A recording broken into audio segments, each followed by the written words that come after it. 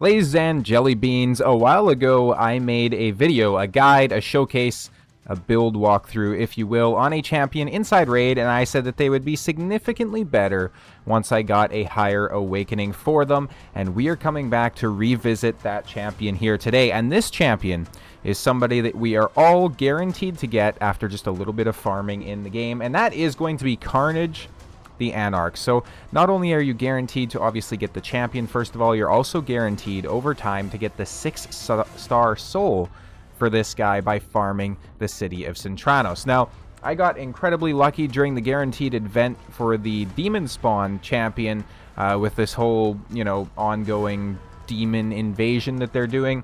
I was pulling the big soul stones and I managed to pull my 6-star Carnage a little bit early, which is fantastic. So I built him out in the 6-star awakening, which just made a lot of the stats so much easier to get. So I had to focus less on speed with him because obviously I'm getting that extra 20 speed from the blessing, right? 20 speed to mythicals. I'm getting an extra 90 accuracy, extra 90 resistance. I'm getting an extra 45% crit damage, which is absolutely insane, and an extra 900 attack on top as well. So we're going to go ahead and we're going to take a look at the Carnage build in his full glory and see what he's capable of. Let's go ahead and take a look at the skills first, just to remind ourselves real quick. He is also not booked out, unfortunately. A1, Suffer Slash, attacks one enemy 2 times, has a 50% chance of removing 1 random buff from the target.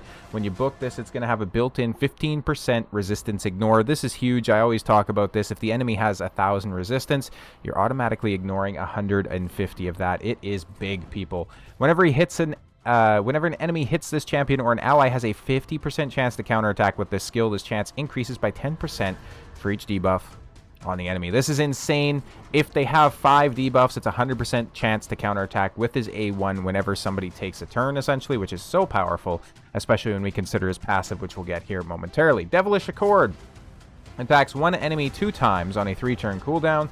Before attacking, swaps HP with an enemy. It says with an enemy. To be specific, it swaps HP with your target enemy. Then it's going to steal all buffs from them. Also transfers all debuffs from this champion to the target and places a seal debuff on the target for 2 turns. This debuff cannot be removed. This debuff also cannot be resisted or blocked if the target has 50% HP or less. Very, very good A2. And then obviously you'll see his damage is based on attack and accuracy. One of the few champions in the entire game that has a scaling like that. So that's super cool. And finally, Trinity of Pain, A3, attacks one enemy 3 times. The first hit places a block passive skills for 2 turns. It cannot be removed. So all of his debuffs are protected debuffs, which is incredibly strong. It means that you can't have somebody cleanse them. It means that, passives won't remove them.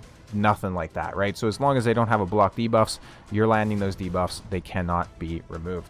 Second hit places a block active skills for 2 turns. This debuff cannot be removed. The third hit steals 100% of the target's turn meter. Absolutely insane, right? And then you pair that with his passive.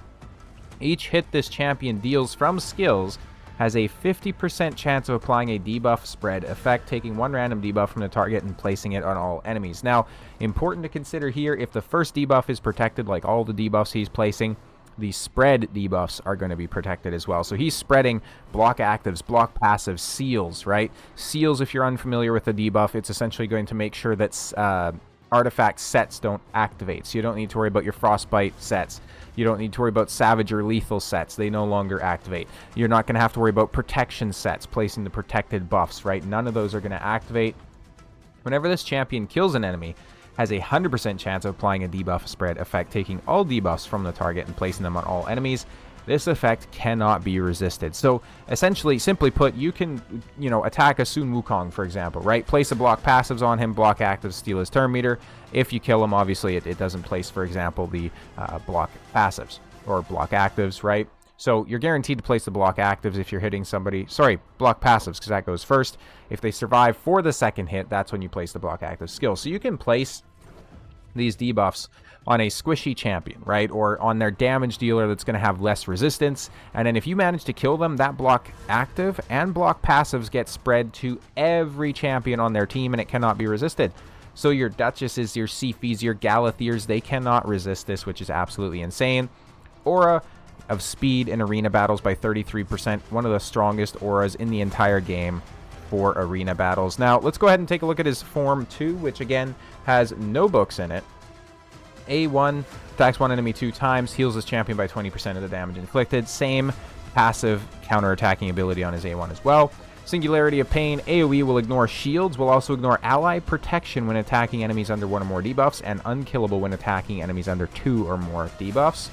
And finally, Infernal Stars, AoE times 2 if a target is killed by this skill while under 3 or more different debuffs, which he can place, spread, and protect. He's going to place a block revive on them. It's also going to heal him by 30% of the damage dealt. This is a massive hitting skill. It's also worth noting that when he's in his secondary form, he has the highest base attack in the entire game at 1960, so we'll see that when we look at his build.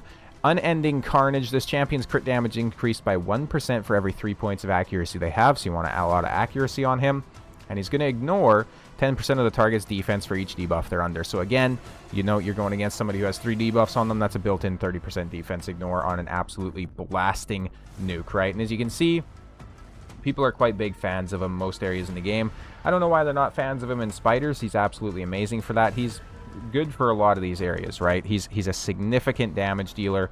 For Fire Knight, he can do great damage in turn meter steal. You can't, really put too much weight on in-game ratings because he's definitely like a 4 or a 5. I rated him 2, but with his base form where he can steal the turn meter and everything like that, that's definitely an unfair rating. So I'm actually going to go ahead and change that.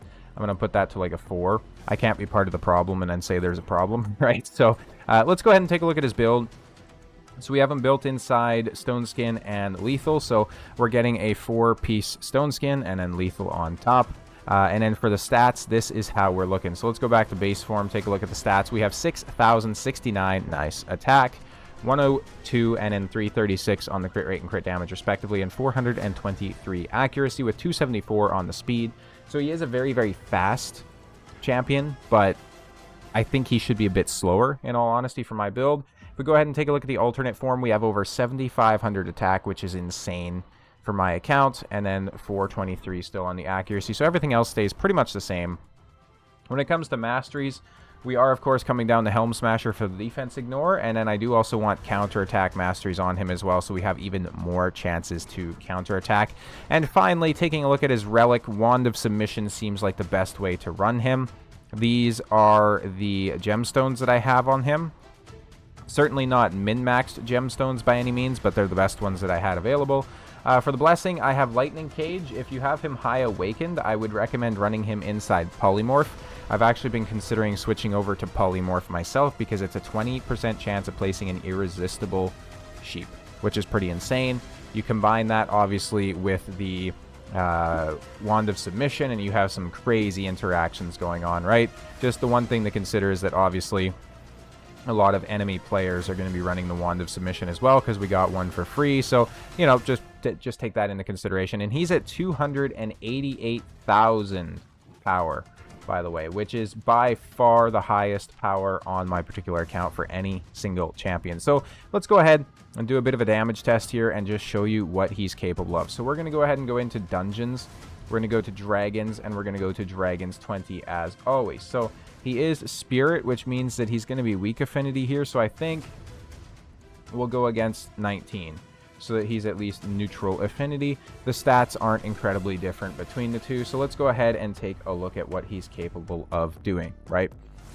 Just kind of showcase his skills. So we're going to come in with the Arbiter, get the increased attack. We're then going to come in with the Lydia, get the decreased defense and weaken. Let's go ahead and slow it down here. Let's go ahead and just whack into this particular champion here. Boom, boom. We get 85 and 90k per hit on his A3. And then he goes ahead and spreads that around, of course, because of his passive. So he's placing the block passive skills on everybody there, which is fantastic. We're now going to go ahead and test his A2, where he's going to swap the HP and then steal all their buffs if they have them. Boom. And he's doing 184,000 per hit. That was only the first hit that procced.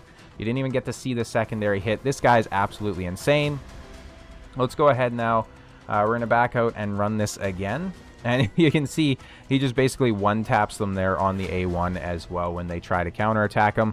We're going to go ahead and test the the secondary form here. So most notably the A3 on the secondary form is what I want to showcase. And obviously, it's very nice, too, because like 2 times hitters in the game tend to be some of the strongest hitting champions inside the entire game. But Plarium usually makes them conditional 2 times hitters. So, for example, Magnar, he's only going to hit twice if, you know, nobody's under a HP burn or something like that, right? Carnage, on the other hand, always is an 2 times hitter. So there you go. 153,000 times 2, over 300,000 to each enemy. And keep in mind, these stats are definitely pretty crazy, but as far as stats go on like whale accounts and whatnot, they could definitely have this guy built out a lot better. 113,000 against this champion when he didn't even have increased attack, no defense down, nothing, right? Absolutely insane damage coming out of Carnage. Like I mentioned, now that I have the High Awakening for him, he's going to be significantly more destructive when it comes to how much damage he can do. As you can see from my live arena battles history here as well, right? Basically every single fight has had Carnage in it, without exception. Every single fight's had him in it.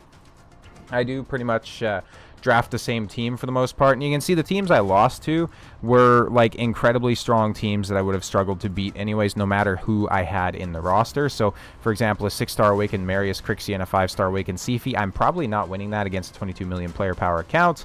This particular player, no, it was one of these players, had like just an obscenely high player power. I forget who it was specifically though, but it is what it is. I've been climbing the live arena, as you can see, like even going against 6-star Arbaeus, Galatheers, all that sort of stuff. He is so incredibly useful. He's such a good champion.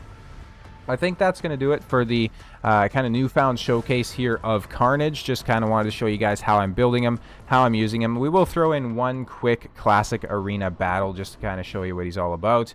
Make sure that you guys have a good idea before we leave the video. So let's try maybe a team like this, right? We're going to come in here with our Carnage, put him in the lead. We're going to bring in Eustrid so she's nice and fast. We're going to bring in Crixia to lock them out. And then we're going to bring in maybe a Armans for a buff strip and some more control. Now, I don't think they should be able to cut in, but we'll have to see here. We'll have to see. Now, obviously, if our Crixia... If they cut in, essentially, I can still reset with our Crixia, which will be nice, and it'll also remove all the debuffs. But yeah, we're just going to get clapped anyways because they were too fast. That's unfortunate. 6-star Awakened Shu Zhen is no match for us, unfortunately. Let's go ahead, try this again. Instead of the Armans, we'll bring in the Arbiter, who is my fastest champion on my entire account. So she's at 382.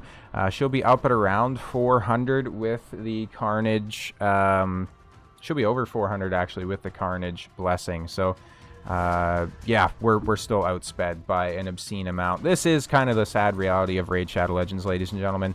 If you're not sitting here grinding day in and day out, you are going to get power crept into oblivion. My account for quite some time was certainly not like a top level account. 40 million player power here. Let's go ahead and give it a try. It was certainly not a top level account, but I definitely held my own inside the classic arena, and now it's a struggle to even outspeed teams, right? So it's definitely kind of crazy where we're at in Raid these days. Let's go ahead and remove some buffs here, hopefully, which we don't, unfortunately. Everybody still kept their buffs there, which is crazy as well. Let's go ahead and try to steal a buff maybe here from the Necrit. We don't steal it. Great. So we're probably going to get clapped here, in all honesty, I'd imagine, by perhaps their Siegfried, perhaps their Embrace. There's lots of potential champions that could divide our cheeks here, unfortunately. We're going to get plenty of debuffs on their Siegfried, though, so that if we can hit into him here, he gets a block active skills as well, which is perfect. We're going to go ahead and Metamorph here with the Crixia. I think we'll go ahead and place block debuffs and increase resistance. Go ahead and maybe try to sleep the Siegfried there, which is perfect. I think I'm going to go ahead and Metamorph here and then just A3 with the Carnage. We do take out the Siegfried, which is perfect, and we get the block revive on him because he was under the 3 debuffs, which is fantastic. Arbiter's about to die here, though, unfortunately. We're going to go ahead and reset everybody's skills. We're going to go ahead and boost up, which will also give us a bit of a heal. Going to go ahead and do this. The kind of annoying thing here is that, obviously, first of all, Arbiter's dead, which is unfortunate. I'm going to go ahead and do this. Carnage does manage to take out the... Embrace there, which makes sense because Embrace wasn't in his A2 form. I was worried that we'd have to deal with that. Let's go ahead and do this. We do take out the Necrit there as well, which is quite a feat for such a tanky champion. We're going to go ahead and Metamorph over here. We're going to try to lock out the Sifi, though I doubt... Oh, we do hit it. That's clutch. Sifi cannot revive now. Now we're going to go ahead and go back into Form 1. And we're going to go ahead and hit her with the A3. And there you have it, ladies and gentlemen. Pretty strong team, all things considered. Obviously, the Necrit in there to protect the Siegfried and the Embrace. And then certainly no slouch either, right? So a 40 million player power account from... Well, you can't even see that. So there you go. You don't have to take my word for it. From a top 39 clan. So definitely a very, very decent team. But you can see just how useful Carnage is. If you have him, even if you don't have the 6-star Awakening, build him out. He's going to be so useful for you even inside City of Centranos. You can use him on a lot of the stages. So something to consider there as well. But that being said, thank you guys all so much for watching. I'll see you next time.